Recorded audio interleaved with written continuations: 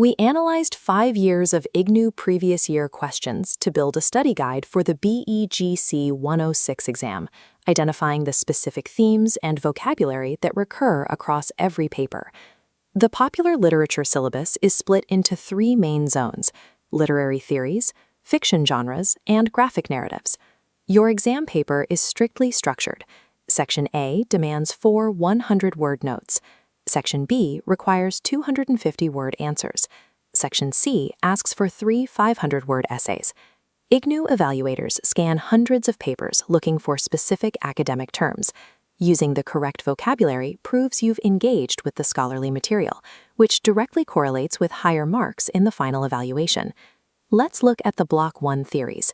Canonical literature represents works studied as high art in universities. Popular culture refers to mass-produced content like blockbusters, widely consumed and commercially driven for a general audience. Then there is hegemony. This is the process where a dominant class normalizes its own worldview until society accepts those beliefs as the natural order. This cultural control allows a specific ideology to take root without the use of force.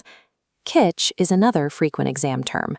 It refers to commercial art or literature that is mass-produced and often considered overly sentimental or cheap by academic critics.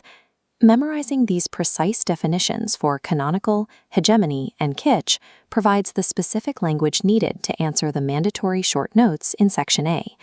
Moving to the primary texts, 5 specific works appear consistently in the essay sections. Your goal is to associate the correct themes with each title. The graphic novel Bhimayana uses traditional Pardon Digna art to depict caste discrimination. Your analysis should focus on the book's 3 core segments: the denial of water, shelter, and the right to travel. Shyam Selvadurai Funny Boy is a buildings romance, a coming-of-age story. The narrative uses the word funny as a coded reference to queer identity, set against the backdrop of ethnic conflict in Sri Lanka. For the murder of Roger Ackroyd, you must define the red herring, a clue meant to intentionally distract the reader. Agatha Christie subverts the genre's conventions by revealing the narrator as the killer, which remains the novel's central critical debate. Pair Ursula Le Guin's The Ones Who Walk Away from Omelas with the concept of the utopia, a perfect society built on a moral atrocity. For Lewis Carroll's Through the Looking Glass, the chess motif illustrates the tension between strict determinism and the illusion of free will. High-scoring essays explicitly link the author and genre to these core keywords. Section C requires you to prove you understand the underlying theory, not just the basic plot points. Let's test this strategy. Imagine a Section B question asking you to analyze the red herring in Roger Ackroyd. You have 3 seconds to mentally outline your response. Use the IBC structure to keep your writing organized. Your introduction names the author and genre. Your body paragraph defines the literary device. Finally, your conclusion connects that definition to a specific scene from the text. Applying a fixed structure ensures your points stay focused and helps you meet those strict word counts without drifting into unnecessary plot summary.